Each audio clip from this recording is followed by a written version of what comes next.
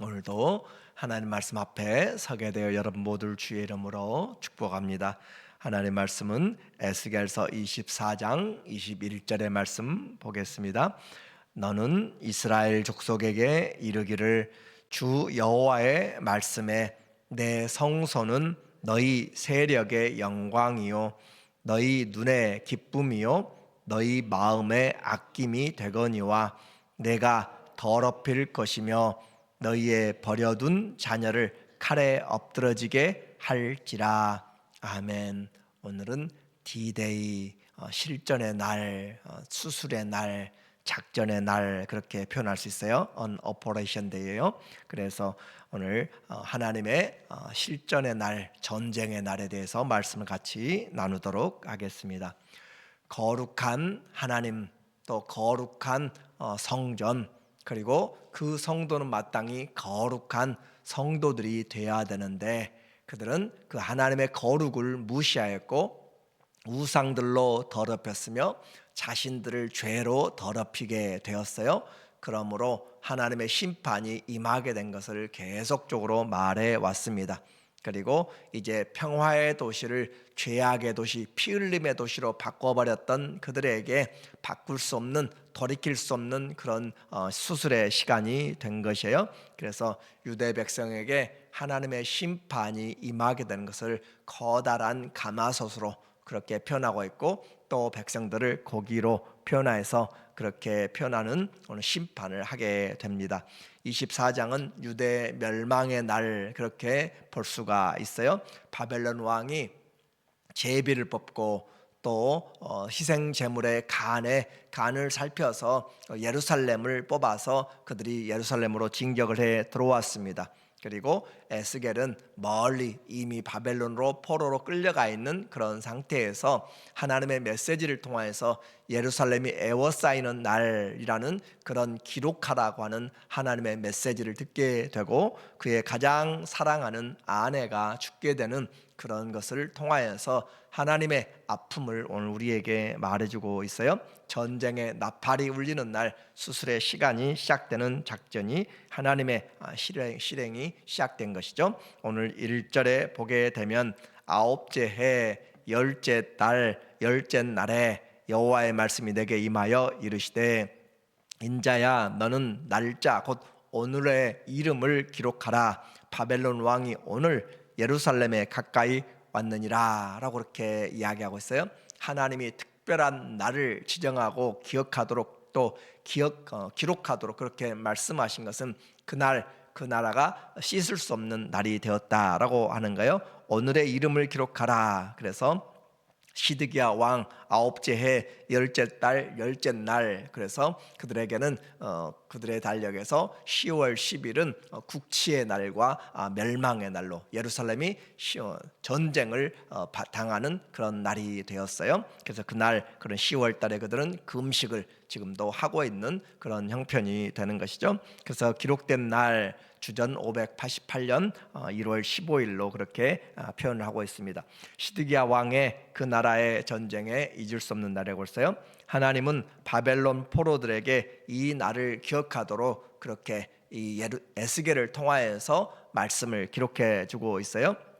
그리고 예루살렘의 근처에 이제 적들이 와서 머물렀습니다. 둘러싸 있는 거예요. 이미 다른 그 지역들은 다 멸망을 해 나가고 패배하게 되고 몇 개만 남아 있는 그런 상황인 것을 우리는 알게 되죠. 이와 같이 예루살렘을 공격하기 위해서 왔는데 그 예루살렘에 대한 심판의 비유를 하나님이 이미 한번 이 가마와 또 고기라고 하는 표현을 통하여서 했는데, 오늘 이제 그 표현을 다시 한번 하나님이 하고 있어요. 그래서 3절에 보면 너는 이 반역하는 족속에게 비유를 베풀어 이르기를 주 여호와께서 이같이 말씀하시기를 가마 하나를 걸라. 가마솥 같은 큰 가마를 걸라. 건 후에 물을 붓고 양떼에서 한 마리를 골라 각을 뜨고 그 넓적다리와 어깨 고기의 모든 좋은 덩이를 그 가운데로 모아 넣으며 고운 뼈를 가득히 담고 그 뼈를 위하여 가마 밑에 나무를 쌓아 넣고 잘 삶되 가마 속에 뼈가 무르도록 삶을지어다. 여기까지는 아주 좋은 그런 모습 같습니다. 그들의 표현들에서 좋은 가마에 또 좋은 고기는 특별한 선택받았다라고 그렇게 생각하는 그들의 전통에서, 그러나 이제 그 뒤로 이어질 말씀이 이것과는 전혀 다르게 생각하고 있는 거예요. 그래서 하나님이 이 가마에 대한 이야기를 하는데 그 어떤 가마인가 보니까 6절에 이야기하기를 그러므로 주 여호와께서 이같이 말씀하셨느니라. 피를 흘린 성읍 녹슨 가마 곧 그 속에 녹을 없이 하지 아니한 가마여. 그래서 그들은 먼저 605년에 포로로 끌려간 사람들, 또 597년에 포로로 끌려간 사람들은 그들은 가마 속에 있지 않기 때문에, 나쁜 고기이기 때문에 그들은 선택받았고 먼저 끌려간 사람들은 버림받았다라고 그렇게 생각했는데, 그래 너희가 생각할 때 너희는 좋은 고기라고 생각하고 또 보호받는다. 이 가마는 보호받는 그런 의미를 가지고 있어요. 그래서 예루살렘 철옹성 같은 그런 곳에 너희가 보호받는다라고 생각할지 모르지만, 그러나 그 가마가 녹이 있었다라고 하는 거예요. 피를 흘렸다라고 하는 것이죠. 피가 있고 녹이 있는 그곳에서 삶아진 고기는 먹을 수가 없는 것이죠. 화 있을진저 제비 뽑을 것도 없이 그 덩이를 하나하나 꺼낼지어다. 과거에는 제비 뽑아서 그들은 운이 안 좋은 사람, 그렇게 한 사람들을 끌려서 바벨론으로 갔다라고 생각하는데, 버림받은 자들 제비 뽑아서 끌려갔다고 생각했는데, 이제는 그 안에서 제비 뽑을 것도 없이 누구나 다 뽑아서 다 바벨론으로 옮겨가게 된 것을 상징적으로 표현하고 있어요. 그래서 피 흘릴 일을 좋아했고 폭력과 성적인 타락과 우상에 대하여서 하나님에 대한 맹렬한 심판을 표현하고 있습니다. 12절에 보니까 9절에 보면 그러므로 여호와께서 이같이 말씀하셨느니라. 화 있을진저 피를 흘린 성읍이여, 내가 또 나무 무더기를 크게 하리라. 나무를 많이 쌓고 불을 피워 그 고기를 삶아 녹이고 국물을 졸이고 그 뼈를 태우고 가마가 빈 후에는 숯불 위에 놓아 뜨겁게 하며 그 가마에 놋을 달구어서 그 속에 더러운 것을 녹게 하며 녹이 소멸되게 하라라고 그렇게 표현하고 있어요. 그래서 그 고기와 또 녹슨 것과 피 흘린 것들을 가지고 그걸 다 빼내고 나서 그 가마만 녹슨 것을 벗겨내려고 그렇게 불을 떼고 하지만, 그 가마는 녹이 쓴 것은 벗어지지 않는다. 다시는 죄가 깨끗해지지 않는다라고 하는 심판의 당위성을 지금 말하고 있습니다. 스스로는 정화할 수가 없다라고 하는 거죠. 보통의 것 같으면 불을 떼고 그러면은 기름기나 모든 것이 다시 벗겨지고 하지만, 그러나 이 녹슨 가마는 아무리 불을 떼고 해도 녹이 벗겨지지 않을 정도로 그들은 쌓여버린 그런 죄라 심판당할 수밖에 없다.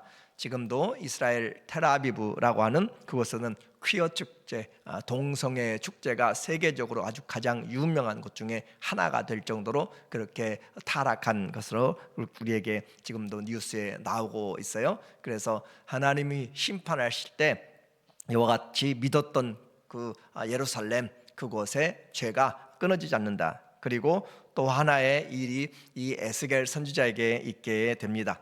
12절에 이 성읍이 수고함으로 스스로 피곤하나 많은 녹이 그 속에서 벗겨지지 아니하며 불에서도 없어지지 아니한도다. 너의 더러운 것 중에 음란이 그 하나이니라. 내가 너를 깨끗하게 하나 네가 깨끗하여지지 아니하니 내가 네게 향한 분노를 풀기 전에는 내 더러움이 다시 깨끗하여지지 아니하리라 라고 그렇게 하면서, 하나님께서 이 에스겔의 삶의 가장 포로된 상황에서 도움이 되고 위로가 되고 사랑이 되는 아내를 먼저 데려가는 이것을 상징적으로 표현하고 있어요. 17절에 이제 아내가 죽게 되는데, 죽은 자를 위하여 슬퍼하지 말고 조용히 탄식하며 수건으로 머리를 동이고 발에 신을 신고 입술을 가리지 말고 사람이 초상집에서 먹는 음식물을 먹지 말라 하신지라. 내가 아침에 백성에게 말하였더니 저녁에 내 아내가 죽었으므로 아침에 내가 받은 명령대로 행하매. 선지자에게 하나님이 말씀이 임하였는데 녹슨 가마의 비유를 떠나서 이제 또 하나의 비유를 주님이 말씀하세요. 그래서 너는 죽은 자를 위해서 슬퍼하지 말라라고 하고 수건으로 머리를 동이고 발에 신을 신고 슬픔에 대하여서 그것을 슬픔은 있지만 그것을 표현하지 못하는, 그래서 옷을 찢지 못하고 마음을 찢어야 되는, 울지 못하고 속에서 고통해야 되는 그런 모습으로 그렇게 나타나고, 또 슬픔의 그 모든 음식들을 먹지 말라라고 그렇게 해요. 그래서 그 말을 백성들에게 전했는데 그날 저녁에 아내가 저녁에 아침에 전했는데 저녁에 아내가 죽었다라고 그렇게 해요. 그래서 아내가 죽고 그 일들을 여기에 쓰여진 대로 에스겔이 하게 됩니다. 그래서 백성들이 물어보는 거예요. 도대체 왜 당신은 아내가 죽었는데 이와 같이 크게 슬퍼하지도 않고 그렇게 이 슬픔의 모든 절차에 따라서 하지 않는가라고 이야기해요. 21절에 말하기를 너는 이스라엘 족속에게 이르기를 주 여호와의 말씀에 내 성소는 너희 세력의 영광이요 너희 눈의 기쁨이요 너희 마음의 아낌이 되거니와 내가 더럽힐 것이며 너희 버려둔 자녀를 칼에 엎드러지게 할지라. 자, 에스겔에게 가장 소중하고 보물 같고 영광이고 기쁨이고 가장 사랑스러운 아내가 죽은 것으로 그렇게 표현하면서 너희 이스라엘에게 가장 소중한, 너희에게 가장 복된, 가장 기쁨, 즐거움이 무엇이냐? 바로 성전이잖아요. 하나님의 백성, 거룩한 언약의 백성이 되었다는 것이고, 또 하나님께는 가장 소중한 것이 바로 신부, 결혼한 이 사람들, 이 백성들이고, 그리고 또 하나님의 성전은 하나님이 그들 가운데 거하시는 곳이기 때문에 예루살렘의 자랑, 이스라엘 백성들의 자랑, 하나님의 선민이라고 했던 그런 가장 사랑하는 것들이죠. 그런데 성소가 그와 같은 영광인데 성소가 불타버렸다라고 하는 거예요. 왕궁보다 성전의 더 중요성이죠. 그리고 뿐만 아니라 자녀들이 이제 이미 이미 포로로 온 사람들은 가족들이 동반해서 다 온 사람도 있을 수 있겠지만, 그러나 전쟁은 다 뿔뿔이 흩어지게 되고, 그리고 또 부모들은 자녀를 놔두고 온 사람들도 있겠고, 그런데 그곳에서 버려둔 자녀들이 칼에 죽어가지만은 또 죽지만 그것을 슬퍼할 수도 없는 그런 상황인 것을, 그래서 백성들의 눈에 두 가지죠. 하나는 성전과 하나는 자녀들의 죽음을 대하여서 아무도 슬퍼하지 못한다라고 그렇게 말씀하고 있는 내용이에요. 그래서 그 누구를 슬퍼할 마음의 여유도 없이 지금 모두가 다 모두 마음 쓸 신경 쓸 그런 마음의 여유가 없이 황망한 가운데 바라보고 탄식하고 도망가야 돼요. 그래서 예루살렘이 평안하다라고 그렇게 이야기했고, 또 바벨론의 포로에서 곧 돌아오리라라고 했던 거짓 선지자들의 예언이 어디가 있느냐라고 그렇게 우리에게 묻고 있는 것이에요. 다만 하나님의 말씀만이 그대로 이루어지는 것을 지금 알도록 그들에게 메시지를 지금 계속하고 있는 거예요. 이와 같은 일들 그들은 전혀 일어나지 않을 것이라고 생각했어요. 그들은 보호받는다고 생각했고 아무런 어려움이 없고 조금만 있으면 다시 모든 것이 회복되리라 생각했는데 전혀 다르다라고 하는 것, 이렇게 함으로써 이 에스겔의 모든 행동들이 하나님이 진짜 살아계시고 진짜 말씀하시고 지금 여전히 하나님만이 하나님 되신 것을 알도록 하기 위한 것이에요. 26절에 보니까 그날에 도피한 자가 내게 나와서 내 귀에 그 일을 들려주지 아니하겠느냐. 하나님은 또 다른 사람을 준비해서 그 전쟁의 날에 도망가는 사람을 통하여서 3개월이나 도망가서 그 바벨론에 와 있는 에스겔에게 이제 나중에 그 보고를 하게 될 것입니다. 성전이 또 궁전이 또 백성들이 다 흩어지고 불타고 사로잡히고 죽었습니다 라는 그런 보고를 하게 될 그런 사람을 하나님은 또 보내실 거예요. 그런데 그 말을 들려줄 때 그날에 내 입이 열려서 도피한 자에게 말하고 다시는 잠잠하지 아니하리라. 이미 에스겔에게 하나님이 말씀을 줄 때만 입을 열라라고 그렇게 이야기를 했잖아요. 그런데 이제 그날이 되면 이제 입을 열어서 그 답답했던 것을 열어버리고 그때부터는 하나님의 말씀을 항상 전할 수 있는 그런 메시지로 그래 입을 열어서 하나님이 잠잠하지 않고 외치게 되는 새로운 소망의 메시지를 전하게 될 것이에요. 그래서 이같이 너는 그들에게 표징이 되고, 이 에스겔의 삶은 표징입니다. 사람들에게 그들의 삶을 올바로 보도록 하고 하나님의 말씀을 보도록 하는 표징, 징표가 된다는 것이죠. 그렇게 표징이 되고 그들은 내가 여호와인 줄 알리라 라고 이야기했어요. 이 에스겔에서 반복적으로 이야기하는 너희는 내가 여호와인 줄 알리라, 하나님을 알지 못하면 망하기 때문에 지속적으로 하는 말이에요. 그래서 수년 동안 그들은 지금 이 에스겔의 행동들, 이상한 행동들을 보아왔고 메시지를 들었는데 과연 그럴 것인가 라고 생각했지만 이제는 정말로 그 일이 닥쳤다라고 하는 것이에요. 본국에서 도망한 그 사람이 올 때 그들은 모든 것을 알게 될 것입니다. 우리도 이와 같이 지금 한 역사의 페이지를 살고 있어요. 우리가 살면서 하나님의 말씀이 우리에게 어떻게 들려지는가, 유다 사람들에게 이날은 그 하나님이 수술하신 날, 하나님이 전쟁하시는 날, D-Day라고 그렇게 이야기를 했어요. 우리에게도 이런 하나님의 심판의 날이 되어서 그런 날로 우리가 맞이하면 안 될 것입니다. 우리에게는 구원의 날이 되어야 되고 성령의 은혜의 날이 되어야 되고, 피와 탐욕과 또 성으로 또 각종 중독으로 물들어가는 우리의 가정과 우리의 교회 또 우리의 사회 또 우리의 인생에서 하나님 앞에 올바로 돌아와서 주님이 우리에게 맡기신 그 일들을 우리는 여호와가 우리 하나님인 것을 알도록 하는 그 일에 우리가 오늘도 다시 한번 말씀으로 깨끗하게 돼야 될 필요가 있습니다. 에스겔의 마지막 이 부분에서는 성전에서 흘러나오는 그 물로 인하여서 흘러가는 곳곳마다 깨끗하게 된다는 것을 우리에게 말씀해주고 있어요. 생수가 닿는 곳에 생명이 살고 고기가 살고 모든 것이 회복됩니다. 하나님의 말씀이 흘러갈 때 우리의 마음에, 우리 영혼에, 우리 육체에 또 사회에 하나님의 그 공의의 강물, 정의의 하수가 흘러갈 때 살아나게 될 것이에요. 그래서 생명을 살리는 그 말씀이 우리의 안에서부터, 성소가 되신 성전이 된 우리 안에서부터 하나님의 말씀이 흘러가서 세상을, 가정을, 우리의 인생을 살릴 수 있는 그런 살리는 자의 삶이 되는 우리 모두가 되기를 예수님의 이름으로 간절히 축원합니다. 아멘. 기도합니다.